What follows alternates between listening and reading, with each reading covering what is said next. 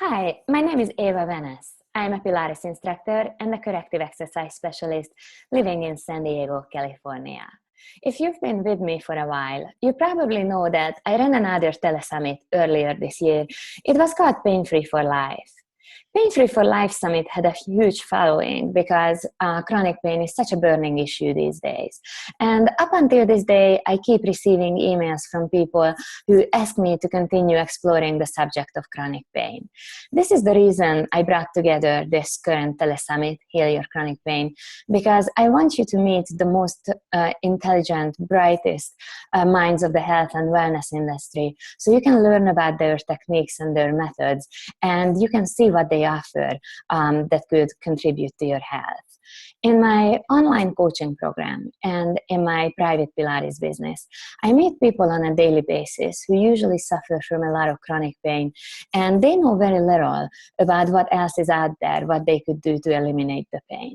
Especially after conventional medicine fails, people feel like there's nothing left that they could do to improve their condition. I want you to know that you're not by yourself, and there's always help out there. You just need to explore and find the right kind of practitioner and the right method for your specific condition. This is the reason I brought you today's speaker, Chuck Wolf. Chuck, thank you so much for joining me on this summit. Eva, thank you very much for allowing me to be part of this program. And the fact that, as you put it, having some of the brightest minds, I'm very flattered to be considered part of that. I don't know if I am, but appreciate you allowing me to be part of this. Thank you so much, Chuck. Chuck, would you please introduce yourself, tell us who you are and what you specialize in? I'm an exercise physiologist. I'm a master's degree exercise physiologist. Been practicing for more than 36 years now. I specialize in biomechanics, applied functional science. I'm a fellow of the Gift Institute and have my fellowship in applied functional science from there. I also work with, my specialization is gait and motion analysis and injury evaluation, but also work with a lot of performers, a lot of athletes, a lot of dancers, people who perform just even on the weekend, because we're all performers in one way or another. And I've been blessed to be able to do this for a number of years now. And I feel fortunate. I don't work every day. I play every day because I'm fortunate enough to do the things that I'm able to do. Chuck, I would like to highlight that you mentioned that you're a gift fellow.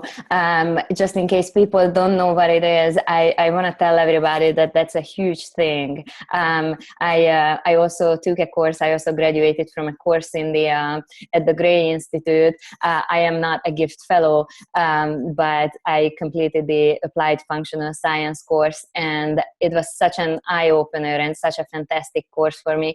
And of course, you took it to a much higher level, and you became a fellow at the Gray Institute. So I just want to tell everybody that that's a huge thing, because Dr. Gary Gray, the founder of the Gray Institute, is such a brilliant mind in the health and fitness industry, and you're following his teachings. So that's wonderful. Well, it's a strong part of the foundation of what we do. I'm very grateful to them. Gary's a good friend and a mentor. And they do offer some very interesting concepts and some great content. Chuck, I saw a wonderful testimonial on your website, and if you don't mind, I would like to read it to our audience. So the testimonial comes from Robert L. Messon, who is an MD, and he's the president of the Neurospine Institute. If I'm right, the Neurospine Institute is in Florida, right? That's correct. It's in the western part of Orlando, just outside Orlando. So this is what Dr. Messon had to say about you and about your work. The key to recovery from a performance-based injury is getting the body to restore its well-managed symphony of motion without flaws and bad habits. I'm in the business of fixing the injured spine as a single structure. Chuck Wolf has demonstrated the expertise that I rely on to provide for my patients the balance of flexibility, strength, and coordination of all body movements needed to recover from and prevent performance-based spinal injury. These are huge words, and would you please explain a little bit what Dr. Masson meant when he talked about the importance of balance and flexibility, strength, and coordination, and why we can't look at the spine as a single structure?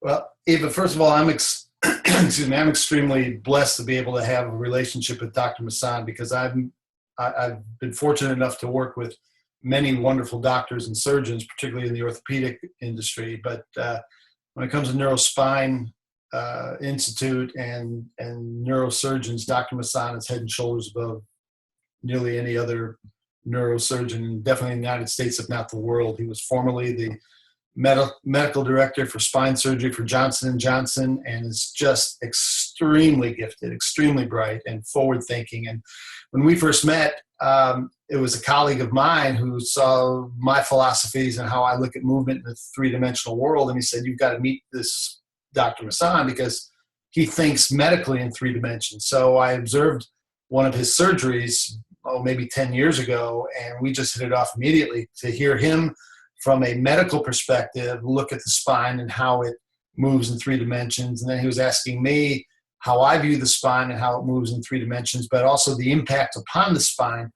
I've been blessed to have a relationship with him ever since, and I evaluate many of his patients, and he has perfected the minimally invasive spine surgery to a point where neurosurgeons from all over the world come and learn from him.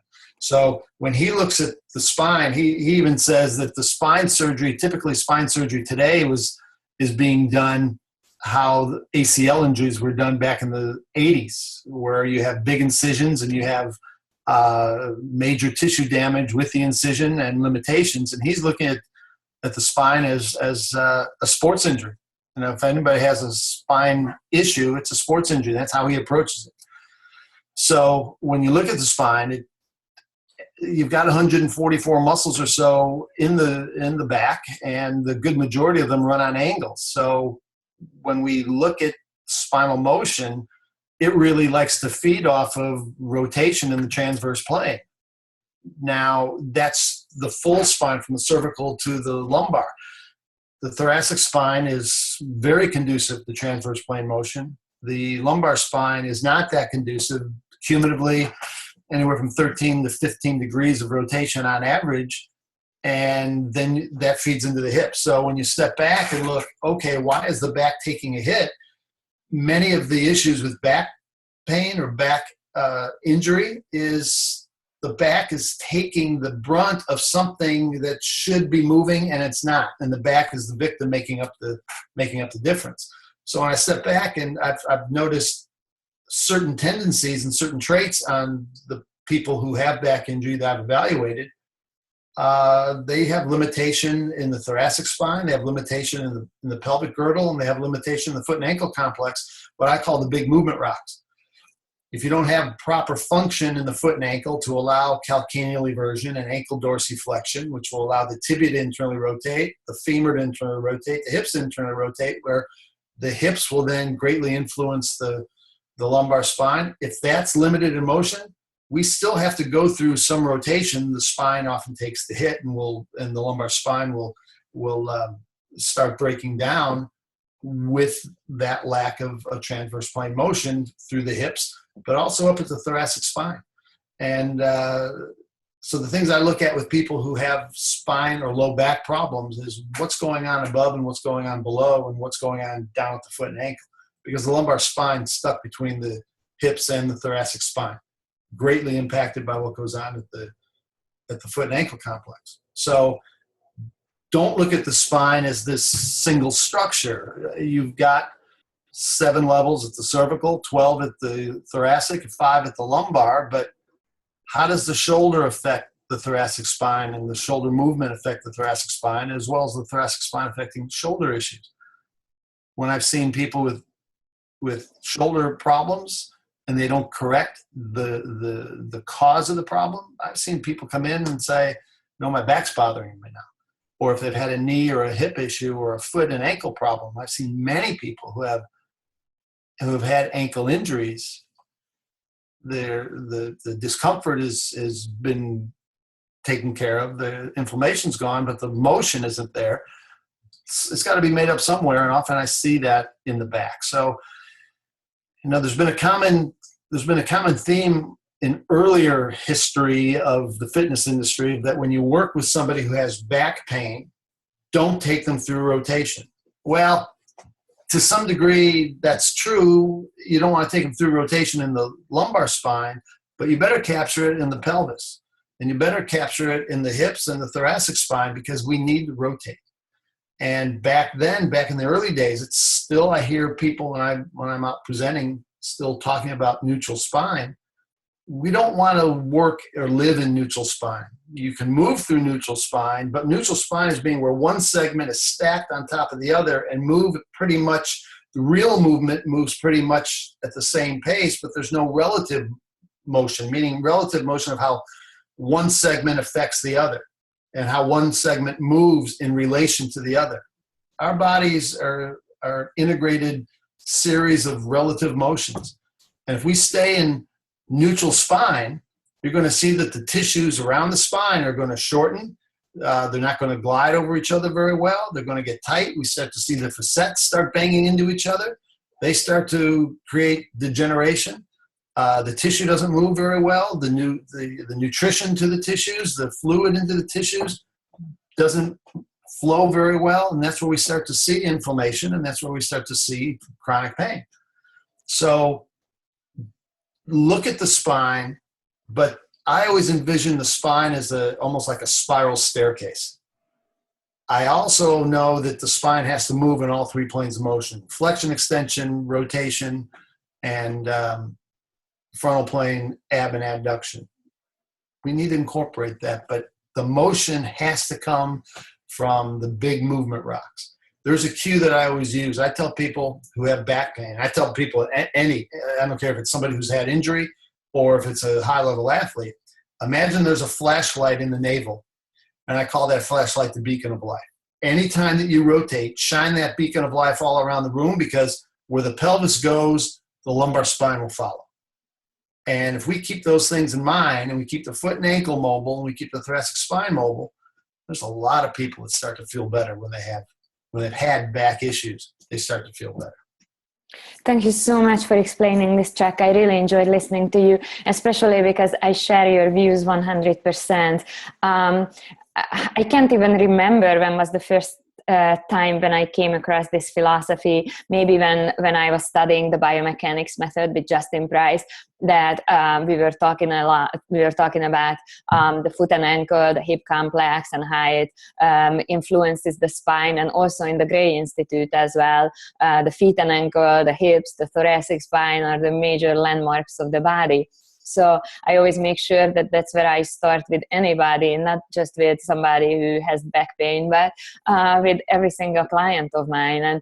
And I always explain them why we mobilize the ankles and mobilize the hips and the T-spine, because I want them to understand, and I don't want them to feel like, oh, we were just like doing some rotations and swinging my hips and I'm not getting anything out of it, because I want them to know what the importance of those gentle movements are, because we need to move in the feet and the ankles and the hips and the T-spine. And I just had this conversation with somebody who has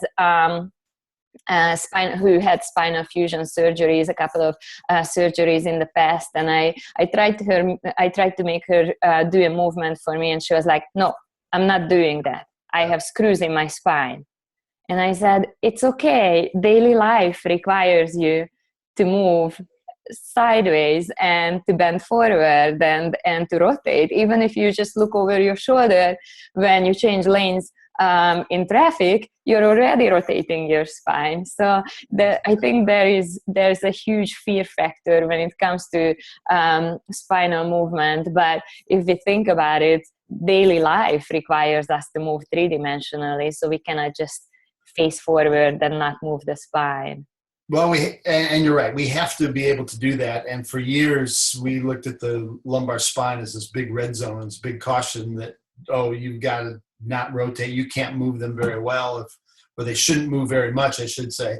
if there's a back issue. And in fact, that's just the opposite of what they want to do. In fact, one of the things that I know Dr. Masson, if it isn't an acute case that needs surgery immediately, he has delayed surgery for those that need it and said, get a little bit more fit. You talk about your client that had a fusion. I remember years back working on a woman who came to me. She's been to a physiatrist and she's been to pain management. She's just been all over the place. She had a pelvic cage. She had Harrington rods, all 5 levels up to T12, and came in on a walker and said, I was told to come see you because I've tried everything else. Well, first thing that we did is a gait and motion analysis. But one thing I found is that the big movement rocks weren't moving very well at all because she was in this guarded sagittal plane dominant environment. So we started just doing very remedial, very regressive movements, but emphasizing frontal plane motion, because the frontal plane motion is going to create, and it created mobility in her foot and ankle complex, but also the hips. And she started feeling better. We went into the sagittal plane a little bit, but then I remember distinctly, I had her up against the wall. My hands were on her hips, and she was just gliding side to side doing what I call wall patterns. And I said, okay, what I want you to do now is just shift to your right, and you're going to rotate and reach with your left arm to the left side to 3 o'clock. And she just stops and says, I can't do that. I said, why not? Because I was told I can't rotate. If you get it through the hips, you get it through the thoracic spine, you'll be okay. She went a little bit, she rotates, and again, I was helping facilitate the rotation. And all she did is she reached, she goes, oh, that feels so good. Because we were getting the big movement rocks to move for her. And in long story short, in the course of 5 or 6 weeks, she was down on her knees and gardening, because that was her goal, because she loved to garden, and she was gardening. And there's a funny story. I don't know if I can relate to your audience, but her husband comes in with her one day and says, thank you you've restored our relationship. Let me just kind of put it at that. And to be able to be successful with something like this, it isn't what you do or what I do or any other practitioner does. We can show them the way, but that client or that patient needs that motivation and persistence to be able to succeed. And they have to do their homework because they're not with us all the time.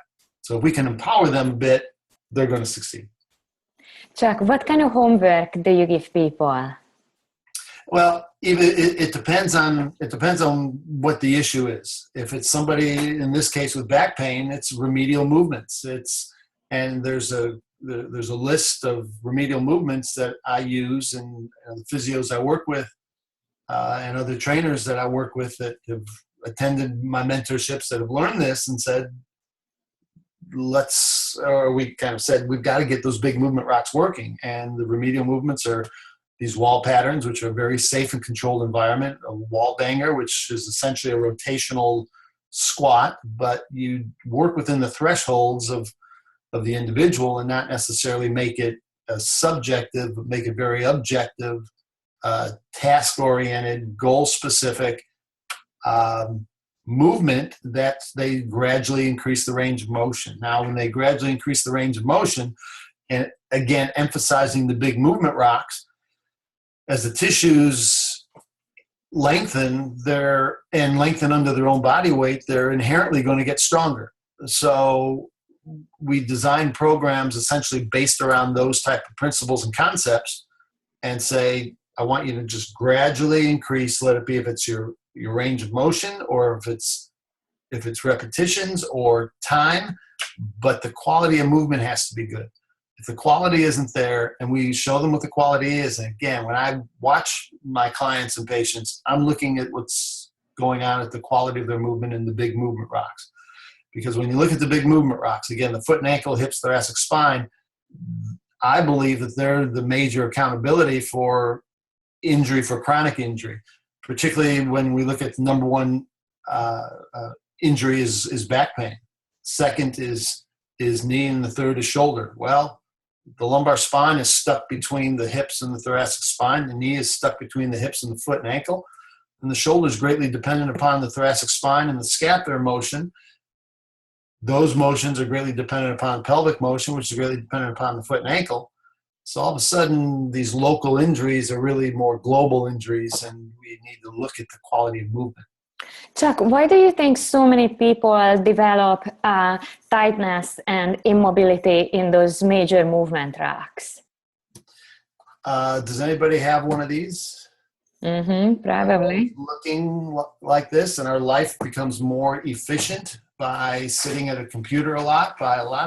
When you think of the occupations back in the 30s, 40s, 50s, and 60s, especially 70s, a lot of it was manual labor. So people were moving.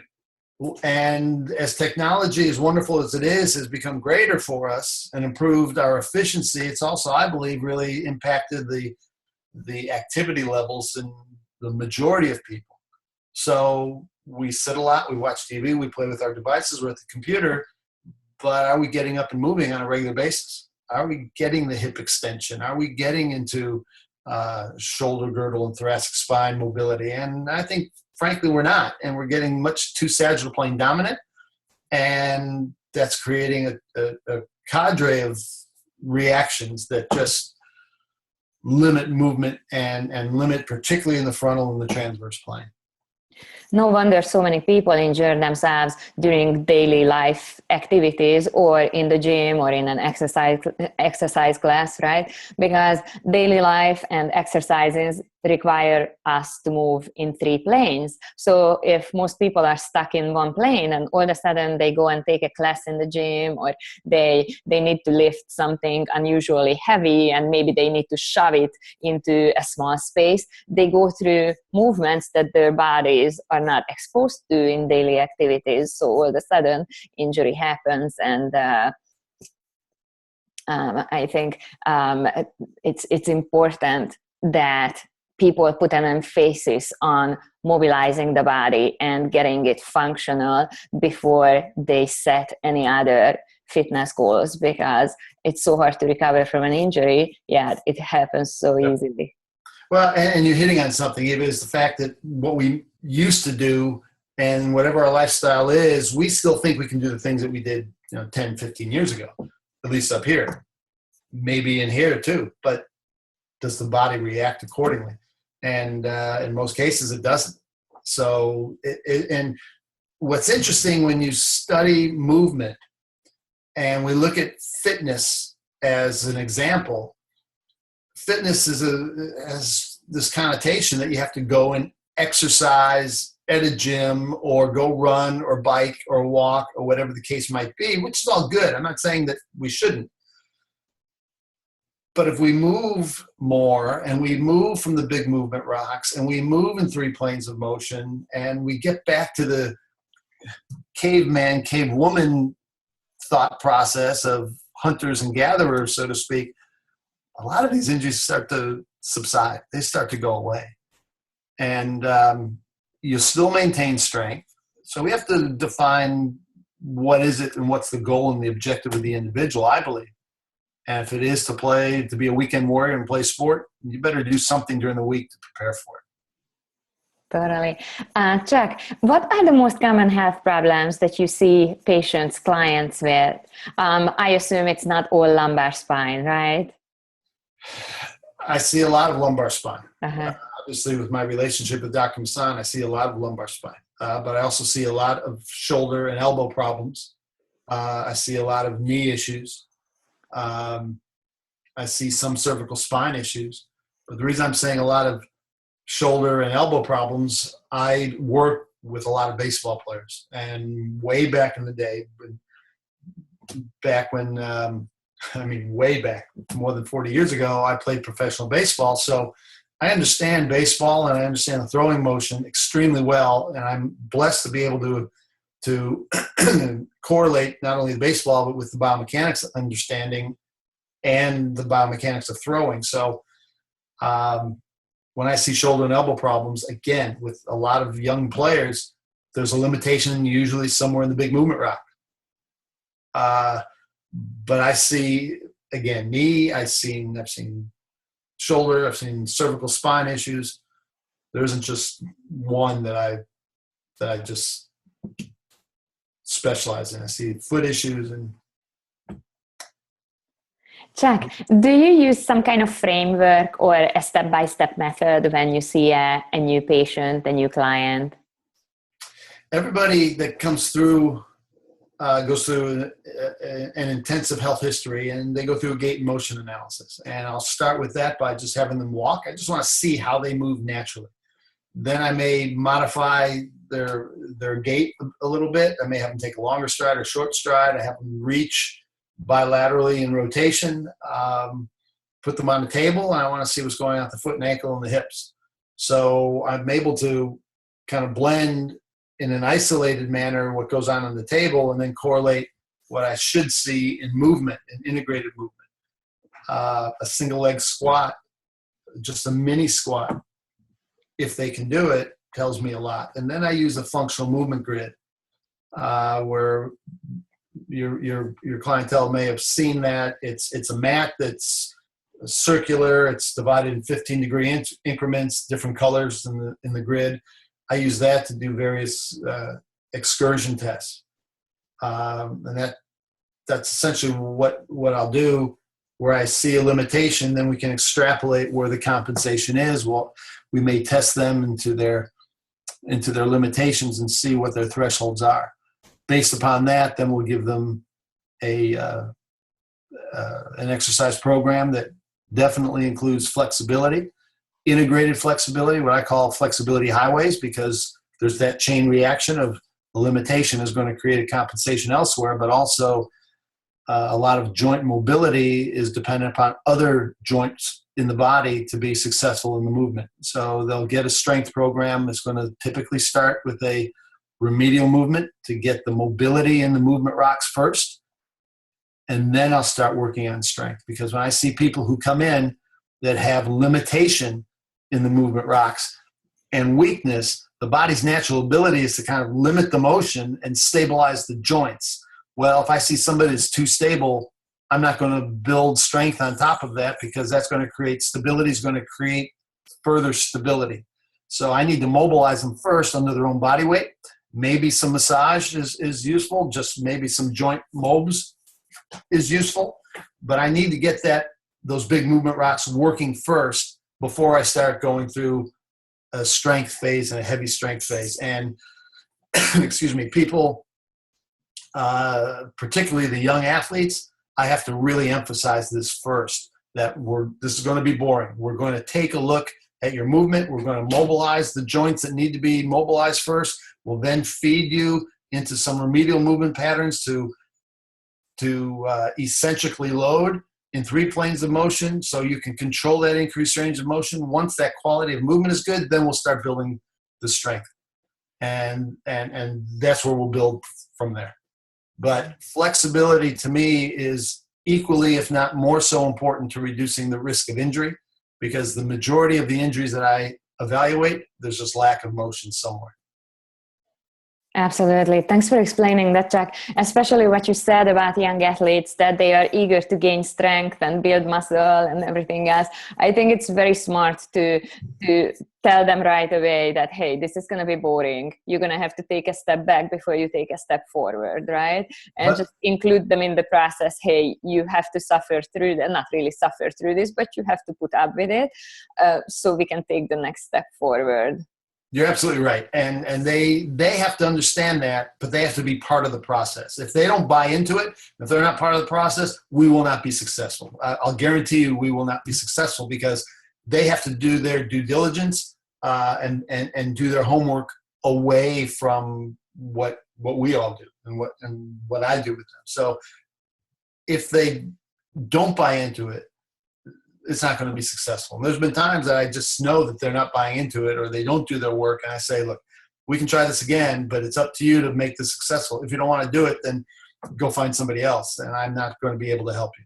I know I can get you to your point of your goals and to be successful again. But if you don't want to go through this process, which has been a proven process, maybe we're not the ones, or I'm not the one to work with you. We don't work together. Yeah, absolutely. I recently went through this with somebody who has very bad overpronation in their ankles. So basically, she collapses her arches. And we've been working together for a while. And I keep emphasizing how important it is that she does pay attention and she lifts her arches and she adjusts her posture so the weight falls on a different part of the foot, not necessarily on the inside of the ankles and the arches. And we are not making progress because she only does it when I remind her. And I said, look, you need to do this for yourself in your daily life when you walk out of my studio, because if we only do it for an hour in a week, that pattern is not gonna settle in. You have to do your due diligence. You have to think about this. She's wasting your time and her money. Exactly. Chuck, most people just kind of accept that as they age, they are going to develop chronic pain and it's just part of life. What do you think about that? I believe that's a reflection of what our society sometimes is about, at least in the U.S. I'm not going to get political, especially at this time of at this time of the year when it's a week after the elections. But we can sit back and be passive because we see that the elderly are supposed to. It's okay if they become more sedentary. Well, there's enough information, there's enough data out there that shows what a sedentary lifestyle will do to many systems in the body. And when that starts to cascade south, then we start to see these chronic problems. I think without assuming no neurological problems, assuming no chronic disease states such as heart disease, cancer, diabetes, assuming it's just a lifestyle related issue, I think it's easily correctable. And especially as we get older, I see that mobility becomes more of an issue. And I emphasize more flexibility, integrated flexibility than strengthening at first for those that are in chronic pain. Now we have to figure out what the issue is first. Obviously, again, if it's a neurological problem, that becomes somewhat challenging. But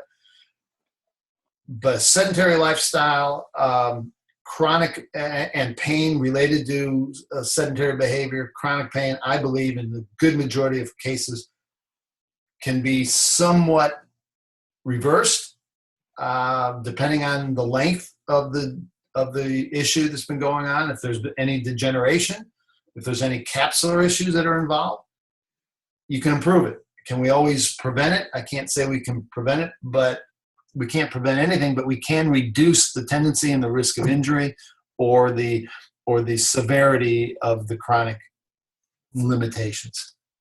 I agree with you, Chuck. That's why I mentioned in my introductory that when people feel hopeless that they can improve their condition, I want everybody to know that there's always a chance for improvement. Anybody can get better.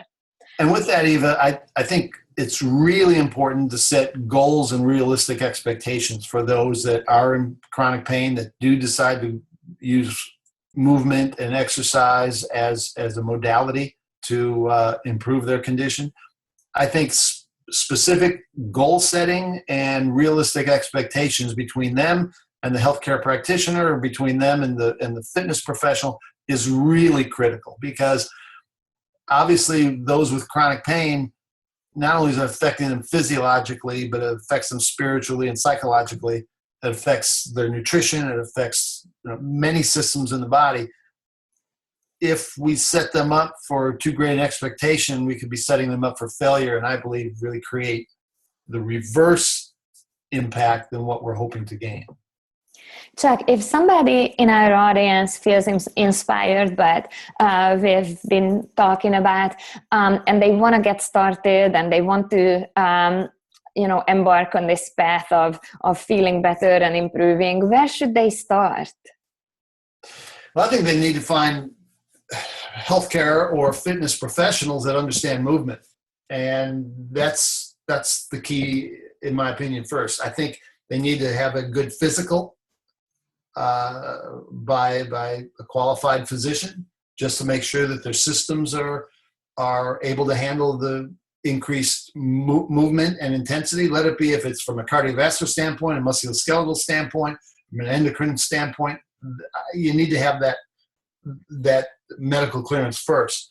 After that, I believe you need to find somebody who, if it's in the fitness business, understands movement and does some type of movement screen or gait and motion analysis, because I equate that to the roadmap.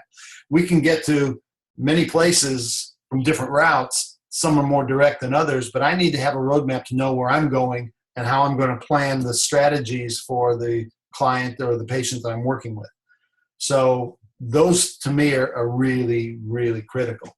With that being said, I believe it's really important, if it is a professional or a fitness trainer or personal trainer, to also have a team of other healthcare professionals that they can refer to.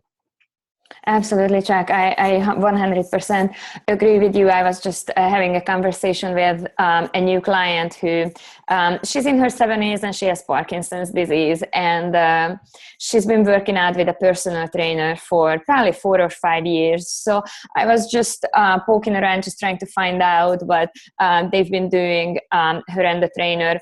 And basically, it came down to shoulder shrugs and bicep curls.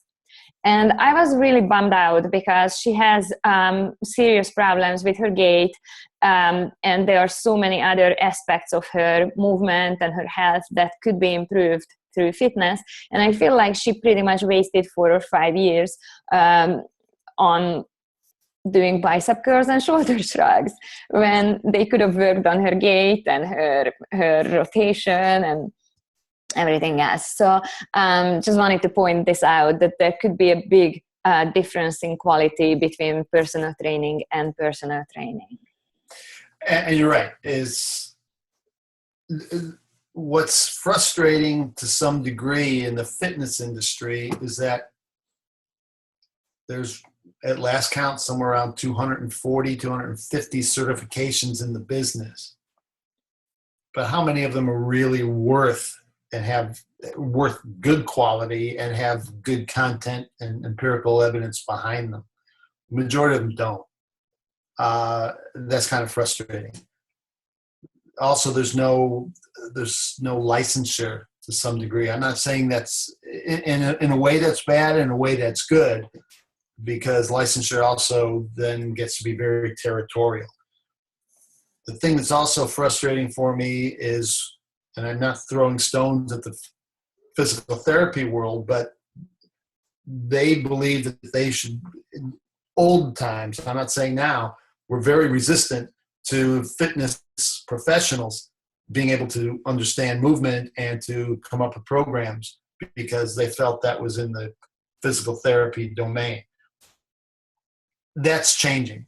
It's changing for a number of reasons. One, I think you're getting more open-minded physical therapists. I find it interesting that a lot of physical therapists are bridging into the fitness world, and now there's starting to be some collaboration back and forth. But in defense of the physical therapy industry, when they look historically at what goes on in the fitness industry with movements and exercise programs with no rationale of why, and that's a big pet peeve of mine, is the whys, which we'll talk about in a moment.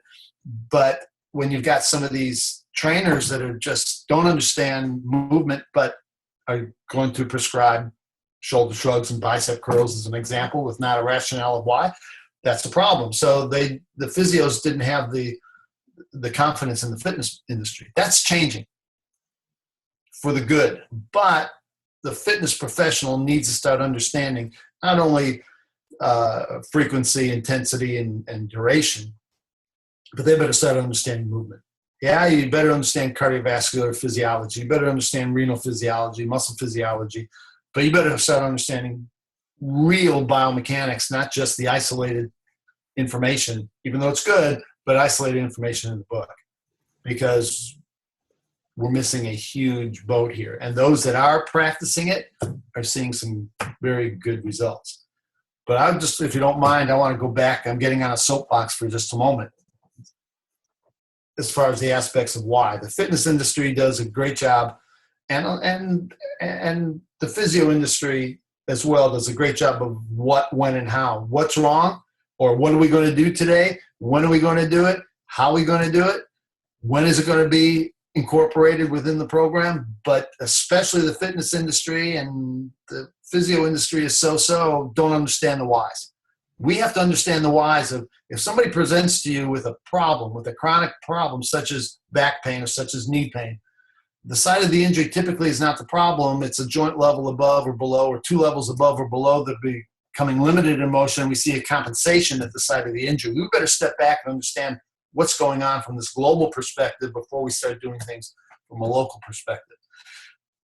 It's complex, but at the same time, if the fitness professional can understand that, they're going to open up a new paradigm of how they're going to look and program people, and they're going to start seeing a whole lot more success. Chuck, do you have any simple tips and tricks for people in our audience that they could incorporate into their everyday lives and just start feeling better, moving better, having less pain? Simple tricks and tips? Tricks, I don't know. Tricks means that we're fooling them somehow. But tips, move more. Don't just do movements that are forward and back, or what we call the sagittal plane. Move side to side. Get mobility in the foot and ankle complex, the hips and thoracic spine, but really stretch. If people, especially people who have a desk job or a technology job and they're in the field, at their desk a lot, get up and stretch the hip flexors, stretch the calves, get the thoracic spine to move by just reaching, but also thinking of the pelvis. Think of a flashlight in your belly button and just rotate and reach forward, reach back. Because if we can do that, we're going to start seeing greater mobility.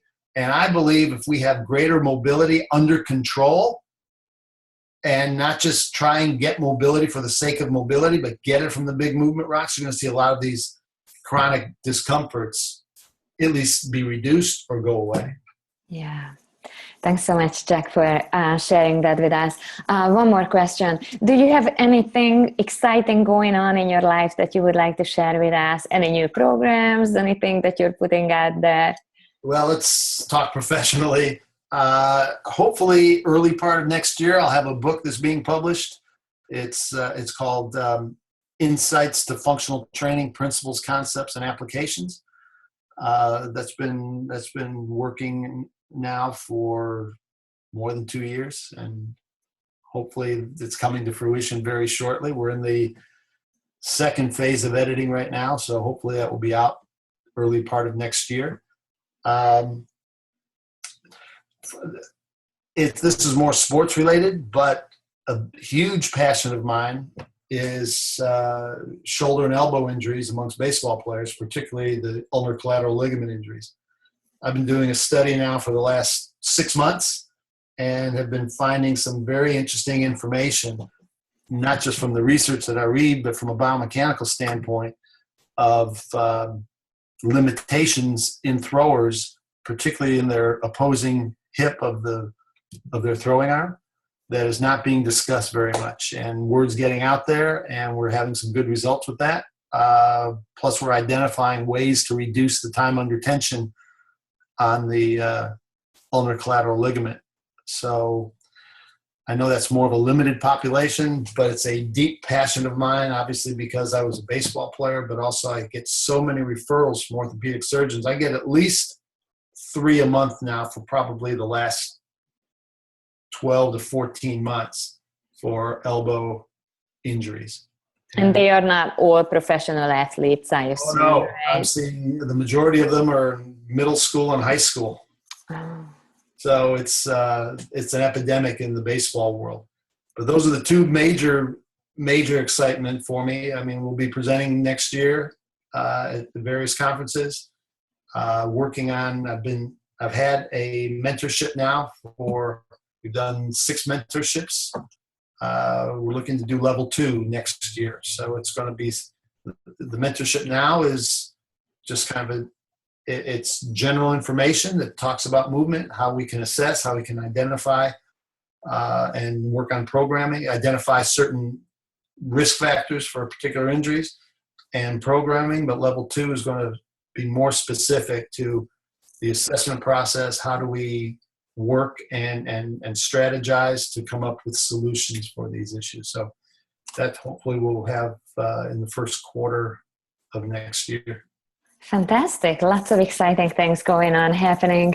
Chuck, thank you so much for being here with me today and sharing your knowledge. I feel like we've got a lot out of this interview, and I really hope that our audience enjoyed it just as much as I did. Thank you again. Eva, thank you for the opportunity to work with you on this, and it means an awful lot, and look forward to seeing you soon. Thank you. Thank you, everybody.